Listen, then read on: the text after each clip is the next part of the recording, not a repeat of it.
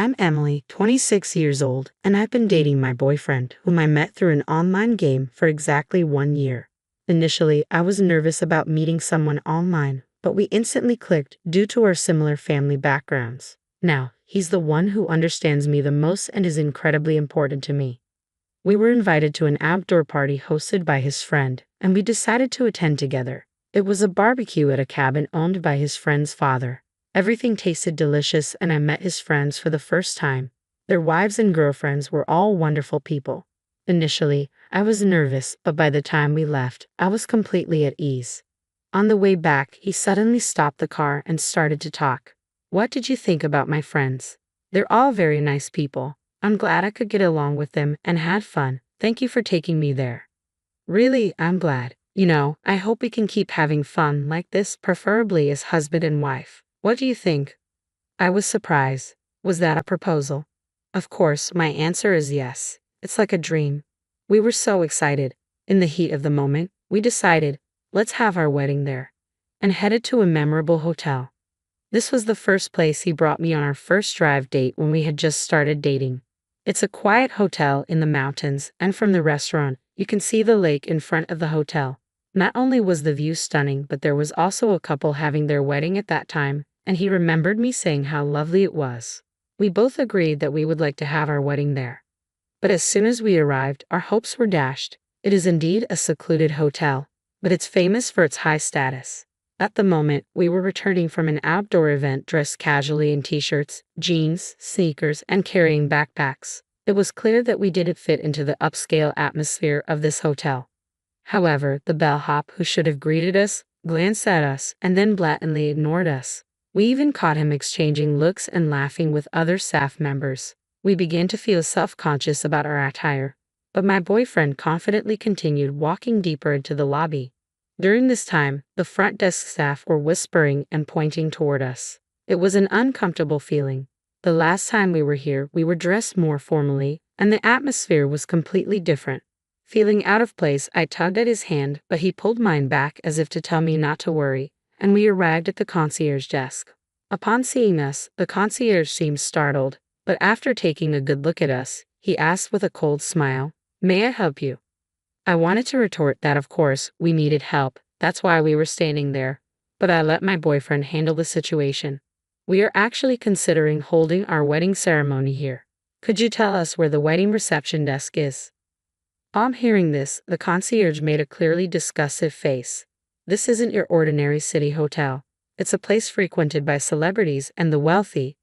I don't think it's the kind of place where people like you would hold a wedding." "I'm aware. We've been here before. We love the view and thought it would be great to hold our ceremony here. As I said, this isn't a place where people like you would have a wedding." "What do you mean by that? Can you just connect us to the wedding reception desk?" I could sense his frustration growing as his voice raised. I gently squeezed his hand to calm him down as the concierge continued speaking. "What I'm saying is, this hotel is not a place for poor people like you. Please leave immediately." "What? Did he just call us poor?" "This concierge just called us poor. Despite his polite phrasing, he just called us poor." I was ready to tell him off for his snooty attitude, but I decided to let my boyfriend handle this. "Did you just call your customer poor? What's wrong with the staff training at this hotel?" My boyfriend's voice was firm. "Sir, I must ask you to leave this lobby immediately as it is getting dirty. It's causing an inconvenience to the other guests." "Cut it out already. We're just asking for a wedding consultation. Can't you at least let us look around without any hassle?" I interjected, feeling my frustration rising. "A tour? A wedding? You've got to be kidding. Even if you worked your whole life and saved every penny, you couldn't afford a wedding here. A tour would be a complete waste of time, wouldn't it?" The concierge's disdainful tone grated on my nerves. "Hey, that's enough. Let's go home. The other customers are watching too," my boyfriend said, trying to diffuse the escalating tension. "Emily, just stay out of it. This hotel won't do if they can't get it together. They need to act properly," he continued, his frustration evident. He's flipped his switch. He hates injustice so much that he's ruthless when dealing with people who act unfairly. Generally, this only stirs up animosity and heats things up. I thought to myself, watching the exchange. How did you learn customer service? You're supposed to be as specialist as a concierge, right? Is it acceptable to treat us the way you just did? My boyfriend's voice cut through the tension, demanding an answer. At that moment, a voice came from behind. What's going on here? Apparently, the manager had come over, thinking we were causing a disturbance. We're simply asking to be shown around because we're interested in having a wedding here, my boyfriend replied stoically. Just like the other staff, the manager gave us a top-to-bottom once-over, chuckled dismissively, and said, I'm afraid a wedding at our hotel might be out of your reach. The concierge joined in after hearing his words. That's exactly what I told him, but they won't leave, and it's causing a problem.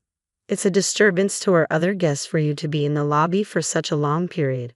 I'm sorry, but I think it's best if you give up on the wedding and please leave, the manager stated firmly. Hold on a second, we were just asking to look around because we're interested in having a wedding here. Isn't it okay if you just show us around? I asked, trying to reason with them. Sir, I am the manager of this hotel. If you continue to loiter here, he gestured to call security, so what do we need to do to be able to look around?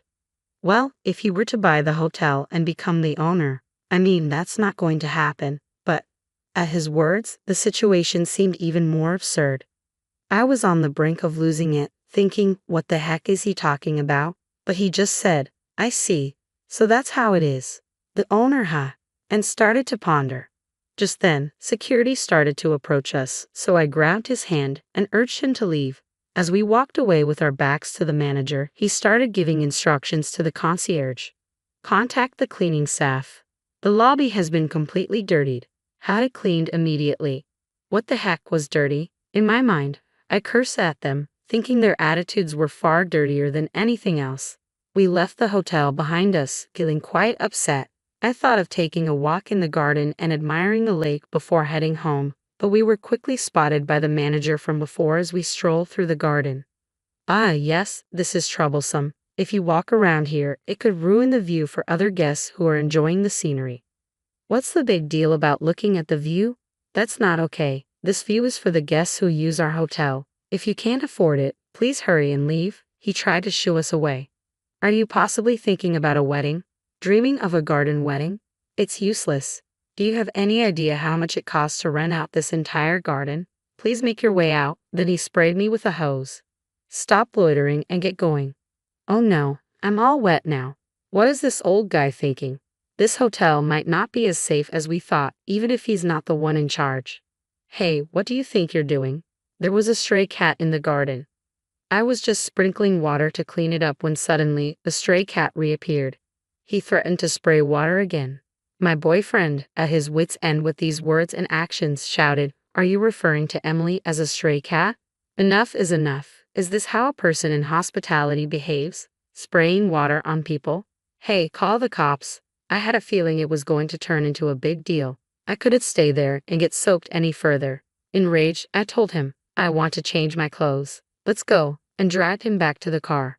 We came here excited about planning our wedding, but this turned out to be quite an ordeal. This hotel feels so different from when we visited on our date. It's almost like a different hotel altogether. No, the wet clothes I'm wearing are clear proof of reality. I'm so glad I had a change of clothes in the car. After changing and feeling a bit refreshed, he asked me, Emily, what do you want to do? Do you still want to have our wedding at this hotel? Honestly, I didn't really care at that point. It's still a place of fond memories, I mused. I don't know. The hotel itself is lovely, but I'm not sure about the staff, I replied. But he just said, I see. Let's think about it a bit, and that was the end of the conversation. Afterwards, we decided to at least pay our respects to both families, and it's been a whirlwind since then. Our parents asked about our plans for the wedding and reception. For now, we told them we'd like a small, intimate ceremony with only friends and family and asked them to hold off on the location. We've been visiting bridal fairs at other hotels looking for a good place, but we haven't found one that feels just right. I found myself in a bit of a bind considering options for our wedding. Perhaps a destination wedding abroad would be an option. Just as I was flipping through a bridal magazine with these thoughts, my boyfriend called. Emily, we did it. We can get married at that hotel. What? What do you mean? It was a bit of a struggle, but since it's my hotel now, you can plan the wedding any way you like. I couldn't believe it. He had been working on this all along. Turns out, he's the son of a wealthy family and managed to get that hotel acquired by their chain of hotels. The old man said if I wanted to get married, I should become the hotel owner, he said, sounding quite pleased. I was too stunned to say anything in response to his surprising actions, but we decided to visit the hotel the following week. Finally, the day arrived. On the way there, my boyfriend said cheerfully that hotel's reputation hasn't been great lately, and it's been affecting the business side of things. So I'll work on making it a better hotel, okay? He seemed to be having a lot of fun.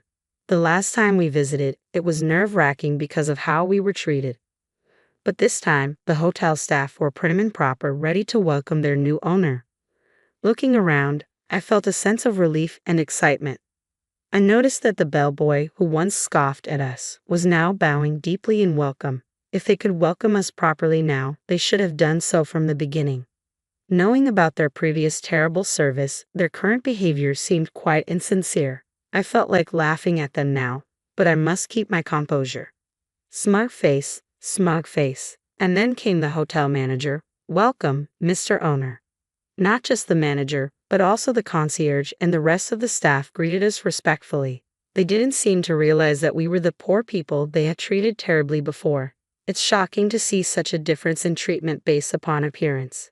The way they changed their attitudes so quickly is honestly appalling, but it's a good lesson for me.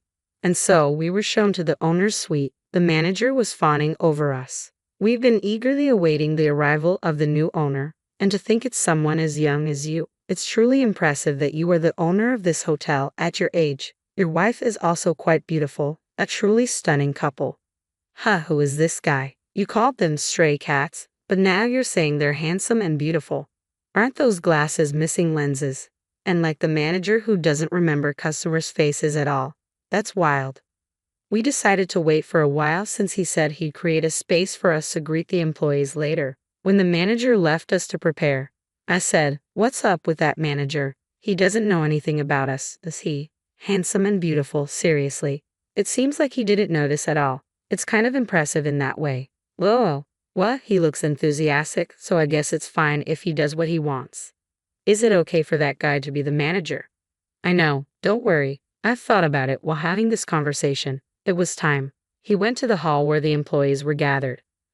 "I have become the owner of this hotel. I know you may be uneasy since I'm young, but the headquarters will manage the business firmly, so please rest assured. We plan to operate this hotel as a secluded hideaway hotel, different from the luxury hotels in the city up until now. After repairing the aging parts, we will have a renewal opening. In conjunction with the reopening, I'm thinking of having my own wedding ceremony here to commemorate the start of the hotel and me." The unexpected happy announcement stirred up the employees. Then he called me to introduce his fiancée, and I went up to the stage. When I got up there, the manager standing proudly next to him looked utterly surprised. "Owner, that person is. That's my fiancée." "Oh, it wasn't our first meeting, wasn't it? You didn't recognize me either, did you?" At his direction, I was dressed in a t-shirt, denim, and sneakers like the last time we visited the hotel. If I had worn a dress and heels, he wouldn't have noticed. But just by changing my clothes, he seemed to remember me right away. Seriously, this manager seems to judge people solely by their clothes. Looking around, the bell staff and front staff who laughed at us that day were staring at us with wide eyes. The concierge, oh, he's looking pale, and his eyes are darting around. It seems like he finally remembered us this time. My boyfriend, who confirmed the situation, continued talking to the employees who were clueless about what happened that day. "Actually, we visited this hotel the other day, and at that time, we were both dressed like her now. I got her approval for my proposal, so I was over the moon when we came here, thinking we wanted to have our wedding here." The bellboy. "Ah, that's you, right? You ignored us without even saying welcome and laughed at us." The front desk staff were pointing and whispering about us. The concierge, "You didn't listen or pay attention when we said we wanted to have our wedding here, and you told us poor people should go home." The worst was you, the manager. Actually, I recorded our conversation from the middle of it and decided to let everyone hear it. The recording of the exchange with the manager played, and the employees started murmuring with disbelief on their faces. They called them poor people. Isn't that terrible treatment? They began to say. Well, the manager turned pale and trembled after the audio ended. He began to speak. As you can see, we were treated as poor because of our modest attire, and in the end, we were doused with water and driven out. This is unacceptable, isn't it? There were nods of agreement from the crowd. Regardless of what we were wearing, I come from a family that owns a chain of hotels, and she is the daughter of a big pharmaceutical company CEO. We are not poor. This time, we were advised by your manager here to become the owners if we wanted to have our wedding here.